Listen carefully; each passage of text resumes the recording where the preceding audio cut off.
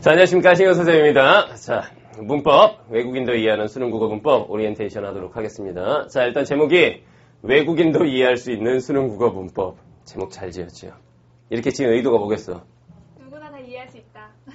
목소리 이쁘죠? 그렇죠. 누구나 다 이해할 수 있게 설명할 겁니다.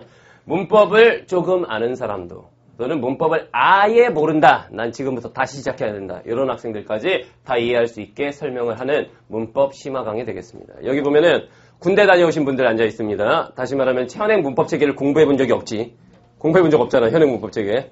이 학생들까지 다 이해시킬 수 있는 그런 강의를 만들 겁니다. 여기서. 알겠죠? 자, 일단 강좌 소개하도록 하겠습니다. 자, 일단 여러분들이 수능 국어 문법에 대해서 잘못 생각하고 있는 게 있습니다. 잘못 생각하고 있는 거. 이게 뭐냐? 일단 첫 번째. 요런 애들이 있습니다. 선생님, 저는 개념 학습이 잘 안 돼 있는데 어찌어찌 끼워 맞추기 하니까 문제 맞추던데요? 요런 애들이 있어. 그러니까 머리로 푸는 거지, 그러니까. 정확한 문법 개념을 모르지만 끼워 맞추기 하다 보니까 문제가 풀려버리는 요런 경우들이 물론 있어, 문법 문제 중에. 그런데 이렇게 생각하면 너네가 요런 문제 잘 봐요. 개념 몰라도 선생님 끼워 맞추면 되던데요? 그렇지 않아. 그렇지 않아. 물론 이런 문제들도 간혹 있지만 요즘 문법 문제들은 진짜로 개념을 알아야 풀 수 있는 문제들이 대다수야. 알겠죠? 올해 수능 문제 한번 봅시다. 올해 수능 문제 B형 12번에 이런 문제가 나왔었는데 한글 맞춤법 1항에 파생어, 합성어에 적용된 사례를 찾아봤다. 기억에서 미음에 들어가려는 이렇게 나왔어. 근데 여기 보기 박스에 파생어란 이런 것이고 합성어란 이런 것이다. 이런 게 나와 있으면 그 말을 활용해서 적용해서 문제를 풀 수가 있겠지. 근데 이 경우를 잘 보면 파생어가 뭐다, 합성어가 뭐다가 박스에 없습니다. 그냥 파생어, 합성어 이렇게만 들어가 있지. 그럼 여기 이제 기억, 니은 여기 들어갈 말들이 적당하냐 이걸 찾으란 얘기인데 그럼 일단 이파리, 마소 이런 거 보면서 이게 파생어인지 합성어인지를 가려낼 줄 알아야 되는 거야. 다시 말하면 이 문제를 풀기 위해서는 파생어가 뭔지 합성어가 뭔지를 이미 알고 있어야 하는 거야. 무슨 말인지 알겠죠? 그래서 개념을 모르고 그냥 머리 굴려갖고 끼워 맞추겠다 이렇게 생각하면 지금 학교 문법에서는 문제가 생긴다. 수능시험 문법을 다 맞출 수가 없다는 얘기야. 무슨 말인지 알겠죠? 너네 군대 가기 전에 그때는 이제 문법 문제가 한 문제나 두 문제밖에 출제가 안 됐죠. 그 당시만 해도 어찌어찌 한두 문제니까 끼워 맞춰갖고 막 넘어가고 문법 공부를 국어에서 그렇게 많이 하지 않았던 시절이었지. 그런데 지금은 문법이 5문제가 출제가 되죠.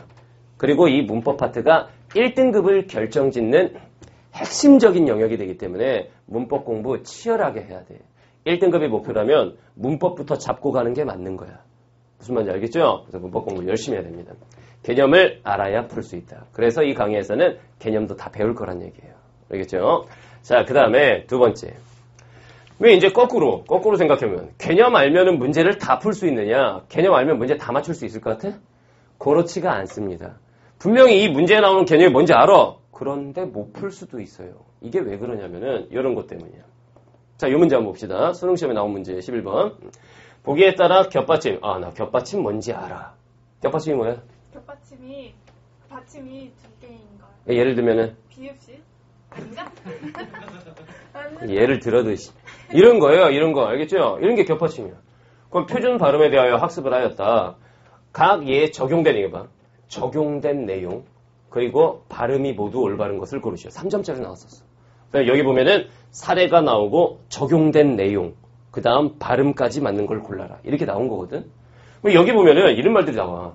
겹받침이 모음으로 시작된 조사, 어미, 전미사와 결합되는 경우에는 나 조사 뭔지 알아.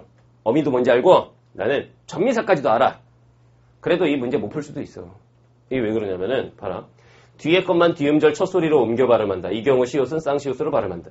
이게 해당하는 게 1, 2번이냐? 이렇게 물어본 거거든. 그러니까 이 개념을 안다 하더라도 여기에 있는 사례가 이거에 해당하는 건지를 적용할 줄 모르면 이 문제 못 푸는 거야. 무슨 말인지 알겠죠? 그러니까 예를 들면 이런 거야. 모음으로 시작된이라고 하는 건 우리말이 예를 들면 신영균 할 때 신 이렇게 시작할 수는 없잖아. 영이 이렇게는 안 되잖아. 여기 뭐가 있는 거야? 이응이 있는 거지. 그러면 모음으로 시작된다는 건 이응으로 시작된다는 얘기구나. 이런 개념을 일단 알고 있고 그 다음에 그러면 이응으로 시작되는 걸 찾아볼까? 여긴 미음으로 시작하고 쌍기역이고 히읗이니까 얘는 아니구나. 얘 이응으로 시작하고 얘 응으로 시작하니까 여기에 해당하는 거는 1, 2번이야. 그래서 1, 2번이 적용 내용 A는 일단 맞는 거구나. 이렇게 적용을 할 줄 알아야 돼. 무슨 말인지 알겠죠? 그 다음 봐요, 이것도. 겹받침, 기역, 시옷, 리을, 기역. 그 다음 리을, 비읍, 시옷은 어말돈 일단 어말이 뭔지 알아야 되고 그 다음 자음 앞에서 각각 기역, 리을, 비읍으로 이런 것 자체를 몰라. 여기 따옴표가 이렇게 두 개가 묶여 있으면은 얘네는 같이 논다는 얘기야. 그럼 얘네는 첫 번째에 있으니까 여기서 첫 번째를 찾고 두 번째니까 두 번째 찾고 이렇게 간다는 얘기거든. 무슨 말인지 알겠죠? 그럼 밑에서 겹받침, 기역, 시옷, 리을, 기역 얘네들을 찾아보는 거야. 얘 리을, 기역이니까 여기 리을, 기역 있네. 그죠? 여기 비읍, 시옷이니까 비읍, 시옷 있네. 그 다음 여기 리을, 기역이니까 리을, 기역 있네. 그러니까 일단 B는 얘네들의 적용이 되네. 그래서 B, 이렇게 적용해서 풀 수가 있어야 된다는 얘기야. 이건 단순히 개념을 안다고 해서 풀 수 있는 게 아니야. 이거는. 알겠죠? 그 다음 더 보자. 기역, 비읍은 니은, 미음 앞에서 이런 게 개념으로 되는 게 아니라고. 이 모든 한글 맞춤법, 표준발음법 조항을 다 외울 거야? 그럴 수는 없는 거거든. 알겠죠? 그럼 이런 거 봤을 때 기역, 비읍은 니은, 미음 앞. 일단 니은, 미음 있는 걸 보는 거야. 니은, 미음 있는 게 요거네. 미음이 있네. 그러면은 요거는 뭐야? C가 또 적용되니까 B, C. 요렇게 되는 거구나. 요렇게 푸는 거야. 적용 능력이야, 이게. 무슨 말인지 알겠죠? 그러니까 여기도 봐. 기역, 비읍 뒤에 연결되는 기역, 디귿, 비읍, 시읒, 지읒. 요렇게 나왔는데 여기는 히읗이고 여기는 쌍기역이잖아. 쌍기역은 기역, 디귿, 비읍, 시읒, 지읒에 해당이 안 되잖아. 그런데 여기엔 D라고 써 있단 말이야. 이건 여기에 해당하지가 않는 건데 그러면 여기는 안 되는 거구나. 이런 식으로 적용을 할 줄 알아야 돼. 이 문제 4번을 답쓴 애들이 굉장히 많았어. 수능 시험에서. 왜? 발음만 홀라당 보고 갑가지. 발음이 맞네? 이러면서 그냥 써버린 거야. 적용 내용이 달라. 그래서 문법 같은 경우에는 개념을 안다고 해서 무조건 맞출 수 있는 게 아니다. 무슨 말인지 알겠죠? 이렇게 되는 거야. 솔직히 이거 딱 보면 기역, 비읍은 니은, 미음 앞에서 이응, 리음, 비음화 현상. 그 개념을 안다 이거야? 못 풀어 이 문제. 무슨 말인지 알겠죠? 그래서 개념과 적용 능력이 같이 가야 되는 거야, 문법은. 근데 대다수의 학생들은 개념 학습만 죽도록 합니다. 비음화, 유음화 이러면서 막 공부해요. 그럼 문법 공부 좀 한 거 같지? 비음화가 뭔지 알아. 그리고 비음화 문제가 나왔어. 근데 틀려. 유음화, 니은이 리을로 변하는 현상 뭐 어쩌고저쩌고 다 알아. 유음화 문제가 나와. 틀려. 그 이유가 적용 능력의 부재인 거야. 무슨 말인지 알겠죠? 그래서 문법 실력이라고 하는 게 뭐냐. 두 가지가 갖춰져야 된다. 개념 학습이 완벽하게 되어 있어야 되는 거고 그 다음 뭐가 필요한 거야? 실전 적용 능력. 이게 갖춰져야 돼. 이 두 가지가 결합이 됐을 때 우리가 얘가 문법 실력이 있구나 라고 하는 거고 그래야 문법 문제를 다 맞출 수 있다. 무슨 말인지 알겠죠? 그러니까 여러분들은 개념만 열심히 배워야지 안 된다. 머리 굴려갖고 끼워 맞춰야지 안 된다. 이 두 가지를 같이 가야 된다. 그래야 문법을 다 맞출 수 있고 문법이 1등급을 결정한다. 이거 명심해야 돼요. 아가씨들 알겠어요? 자, 이런 게 있습니다. 자, 그 다음 봅시다. 이 강의 목표는 문법이 좀 어렵잖아요. 복잡하고 이거를 아주 쉽게 가르칠 겁니다. 20시간 끝내기 수업 들었지? 네. 문법 부분 내가 설명하는 거 봤지? 네. 어때요? 외국인도 이해할 수 있을 것 같아요. 죽여버린다. 이게 가식적인데 외국인도 이해할 수 있을 정도로 아주 알아듣기 쉽게 설명한다고. 내가 목표를 잡을게요. 여기 있는 군발이들. 이 군대 갔다 온 애들 있거든요. 군대 갔다 온 애들. 얘네들을 이해시키는 걸 목표로 해서 수업을 할 거야. 얘네들 이해하면 너넨 다 이해하는 거야, 온라인. 무슨 말인지 알겠죠? 그래서 진짜 외국인도 이해할 수 있을 정도로 쉽고 좀 재밌게 그렇게 수업을 진행을 할 겁니다. 알겠죠? 강의 목표 딱 이거 하나예요. 자, 그 다음에 강의 특징 봅시다. 일단 문법 필수 개념 완벽하게 정리를 할 거예요. 필수 개념이라는 말을 하는 이유가 뭐냐면은 자, 이거 봐요. 문법에서의 개념은 문법 개념은 크게 봤을 때 두 가지로 나눌 수가 있어요. 이 두 가지가 뭐냐면 필수 개념이 있고 그 다음에 이제 심화 개념이 있어요. 이 필수 개념이라고 하는 건 뭐냐면은 모르면 못 풀어. 아까 그 문제 같이 합성어, 파생어 이거를 문제의 포인트로 줬단 말이야. 모르면 못 풀잖아. 이런 게 필수 개념이라고 하는 거야. 그 다음 심화 개념은 뭐냐면은 몰라도 문제를 풀 수는 있어. 보기 박스로 제시가 돼. 합성어, 필수 개념이야. 그런데 융합합성어, 종속합성어, 대등합성어 이렇게 가면 심화 개념이야. 얘네들은 달달달달 외우고 있을 필요가 없어요. 왜? 박스에서 설명이 주어지게 돼 있는 거야. 다음 중에서 융합합성어가 아닌 것을 고르시오. 때려 죽여도 안 나와, 그런 식으로.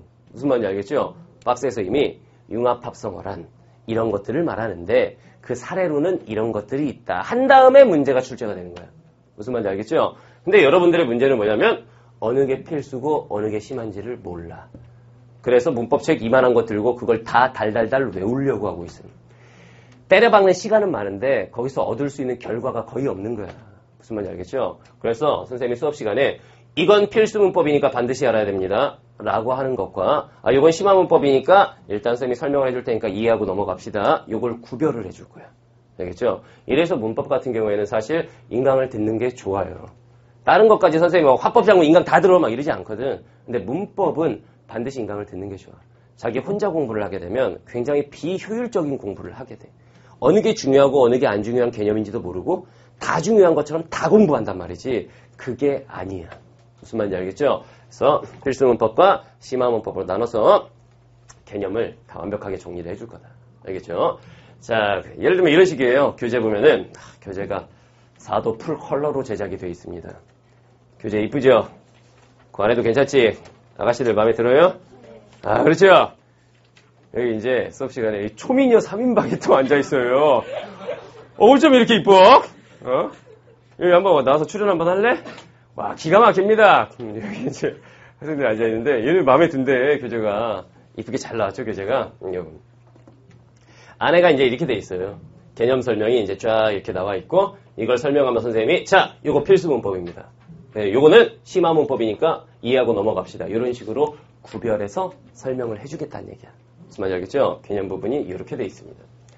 자, 그 다음 두 번째, 실전 적용 능력. 요게 또 중요하다고 그랬잖아. 요걸 극대화하기 위해서 문제를 크게 두 가지 파트로 나눴어요.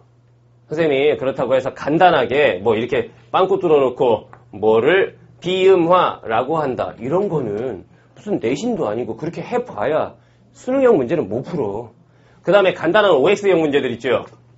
뭐 이거는 비음화의 사례이다. OX. 이런 것도 수능 시험이 OX가 나오냐? 그게 아니잖아. 그래서 선생님은 그런 식으로는 안 해. 그래서 작년 같은 경우에는 막바로 수능형 실전 문제로 바로 가버렸어. 어차피 우리가 풀어야 될 건 그런 거니까. 그런데 애들이 다소 어렵다라는 얘기를 해가지고 중간 과정을 넣었어요. 그 중간 과정이 뭐냐면은 개념 배우고 나서 이런 식으로 개념 확인 문제를 담았는데 이런 식으로 가는 거예요. 문법 규정 그리고 그것에 해당하는 사례를 제대로 연결할 수 있느냐 이런 식으로 해가지고 개념 배운 개념을 확인해 볼 수 있는 그런 문제들을 넣었어요. 이건 간단하겠지. 이런 문제를 다 맞출 수 있으면 이렇게 해갖고 연결할 수 있으면 수능 문제도 다 맞냐? 그렇지가 않다. 수능형 문제는 단순하게 이렇게 나오는 게 아니니까. 적용형이니까. 그래서 스텝 2로 가면 이런 식으로 구성해놨어. 실전 적용 문제라고 해서 실제 기출문제들. 그래서 이런 문제들을 풀어보면서 수능에는 내가 배운 개념이 이런 식으로 출제되는구나. 적용 능력을 발휘해서 풀면은 이렇게 되는구나. 이런 식으로 문제를 이연화시켜갖고 구별해놨어요. 그러니까 단계적으로 가는 거지, 단계적으로. 초미녀들 마음에 들어요? 대답 안 해? 네. 그래요. 이렇게 합니다. 이렇게 했습니다. 자, 그 다음에 또, 둘째. 문제를 쉽게 푸는 필살기. 선생님 문법 강의에서 정말 유명한 게 요거죠. 필살기. 필살기를 이제 요소를 가르쳐 주는데, 요걸 가르쳐 주는 건 애들이 이제 그런 말을 합니다. 저거 야매다. 야매 같은 소리 하고 있네. 야매 아닙니다. 이게 이제 문법적으로도 맞는 거지만, 시험장에 갔을 때 좀 더 문제를 쉽게 풀게 하기 위해서. 이게 왜 그러냐면은 너네가 시험장에 갈 때 개념을 다 알고 있다 하더라도 시험장에 가면 긴장을 하게 되고 막 떨리잖아. 수능시험 봐봤잖아요. 떨려요? 안 떨려? 그러니까 점수가 그렇게 나온 거야. 이게 굉장히 긴장되고 이래가지고 더군다나 1교시잖아. 또 문법이 화법 장문 다음에 막바로 문법이 튀어나오니까 진짜 그 수능시험 보는 하루에 초반부에 문법 문제를 풀게 된단 말이야. 몸이 빳빳하게 굳고 머리도 잘 안 돌아가는 상황. 그래서 배운 문법 개념인데 기억이 안 날 수가 있어. 예를 들면 비음화. 무슨 기역, 디귿, 비읍이 니은, 미음을 만날 때 이응, 미음, 니은으로 뭐 바뀌는 이게 기억이 안 날 수가 있어요. 그래도 문제를 풀 수 있어야 될 거 아니야. 그래서 개념 설명할 때 필살기들을 알려줄 겁니다. 예를 들면 이런 거예요. 음은 규칙 문제 수능 시험에 100% 출제되는 주제야. 무조건 나오게 돼 있어, 한 문제는. 뭐 이런 문제를 어떻게 풀 수가 있느냐? 이런 식이에요. 소리 나는 대로 쓰고 공통 부분을 지워본다. 배운 거죠? 20시간에서. 예를 들면 이런 거야. 국물, 국물, 기역, 디귿, 비읍이 미음을 만났으니까 뭐 이게 기억이 안 날 수가 있다고, 비음화가. 그죠? 뭐 어떻게 하면 돼? 소리 나는 대로 써요. 공통 부분을 지워. 그럼 지워버린 거야. 물, 지웠죠. 그 왼쪽에 뭐 있어? 기역. 오른쪽에 뭐 있어? 이응. 기역이 이응으로 바뀌었으니까 일단 무슨 현상이야? 교체. 바뀌었으니까 교체 현상이구나. 근데 우리가 배운 개념에 따르면 이응은 무슨 음이야? 비음. 그러니까 비음으로 바뀐 거니까 비음화구나. 이렇게 하면 끝나는 거야, 이런 거. 무슨 말인지 알겠죠? 다른 사례 한번 보죠. 좋다, 이렇게 나왔는데, 그냥 이렇게 봐서는 모르는 거야. 그건 또 지워버린 거야. 공통 부분을. 지우니까. 오와 아 사이에 여긴 뭐가 있어? 히읗하고 디귿. 몇 개야? 2개가 있어요. 여기엔 오와 아 사이에 같은 자리에 티읕 몇 개야? 1개야. 2개가 하나로 줄어들었으니까 뭐예요? 축약 현상이구나. 요런 거야. 요런 필살기들을 영역별로 다 가르쳐 줄 거야. 개념이 모든 게 떠오를 수는 없기 때문에 시험장에 가서 이 필살기 하나 떠오르면은 적용해서 문제를 바로 풀 수 있어. 알겠죠? 이런 문제 푸는 필살기들을 가르쳐 줄 겁니다. 자, 그 다음에 4번째. 마인드맵 개념 정리. 학생들의 의견을 반영해서 요거를 넣었어요. 네가 의견을 냈잖아.